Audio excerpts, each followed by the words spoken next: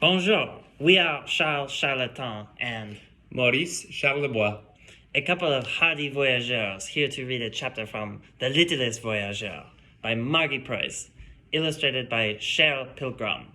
We are reading with permission from the author and Holiday House Publishing. When we last left our hero, Pierre Petit Le Rouge, a red squirrel, he had stowed away on a voyageur canoe bound from Montreal to Grand Portage. The squirrel had been discovered when he couldn't resist singing. It turns out we voyageurs also love to sing.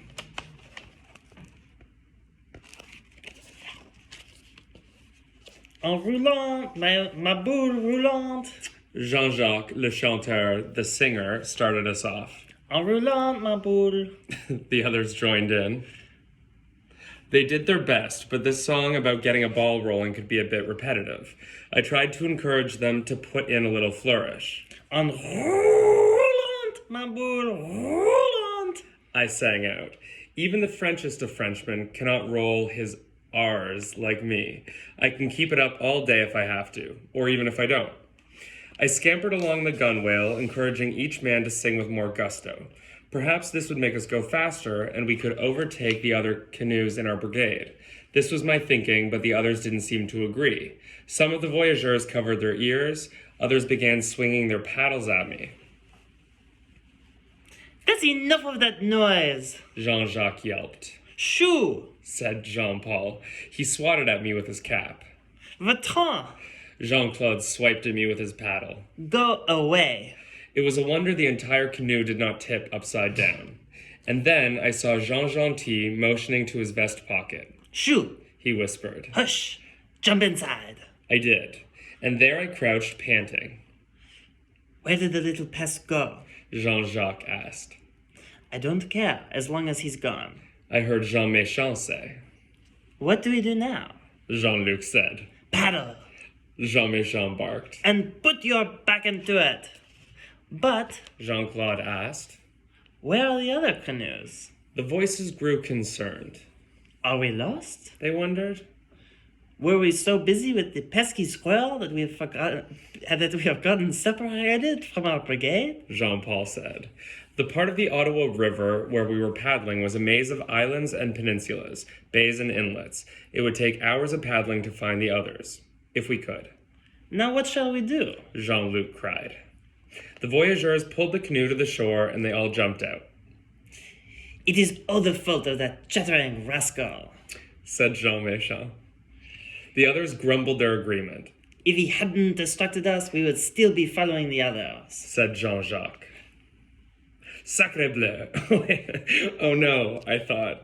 It was true. It was my fault. I wanted to set it right. But alas, what could I do? I, who was so small and insignificant? But then I had an idea. I thought, I may not paddle, I may not cook.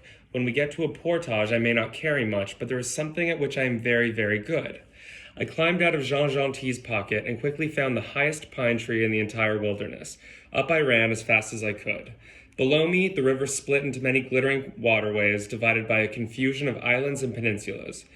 But there, what did I see in the distance? The flash of paddles and 4 canoes laid out like a dotted line across a map. I chirred. I trilled. I rolled my R's with great Ferocity! The voyageurs looked up at me. Is that the same squirrel? Said Jean Méchant. It sounds like the ones that recently caused us so much grief. Have I mentioned that sometimes these men were not very bright? But Jean Gentil looked up at me with a smile on his face. He knew. Wait, He said. I think that little red one has found a brigade. I think that is what he's chattering about.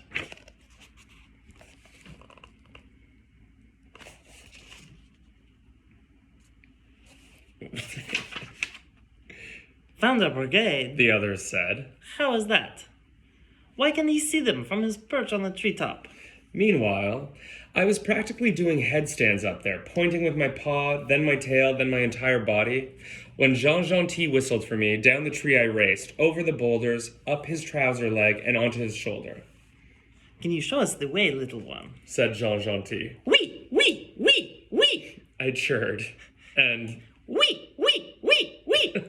again, in case they missed it the first time. Jean Gentil said to me, "You'll ride on the bow of the canoe and you can show us the way." "A squirrel? You're going to put your trust in a squirrel?" Jean Méchant said. "Ho, ho, you are as nutty as he is." The others seemed skeptical, but they climbed back into the canoe. We set off with me on the bow, pointing the way with my nose. I cheered enthusiastically when they steered the right way, and scolded with all my might when they steered the wrong way. Soon we saw the bright, flashing paddles of the other canoes. We had found our brigade. "Youpé! cried my canoe mates. Yippee! Hip, hip, hooray!" And I joined them, crying, "Hurrah!"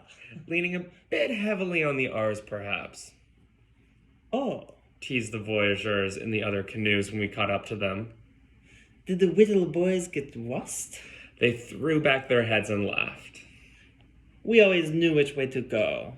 Said Jean-Henri. We were never really lost." Said Jean-Claude.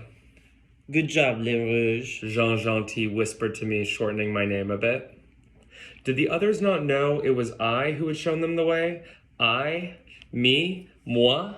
Jean-Pierre Petit Le Rouge? Jean-Pierre Little the Red, if you want a direct translation, although perhaps Jean-Pierre the Little Red is more musical, at least when it is spoken in French. Oh well, what did I care? The wind ruffled my fur, and I sang. I sang at the top of my lungs.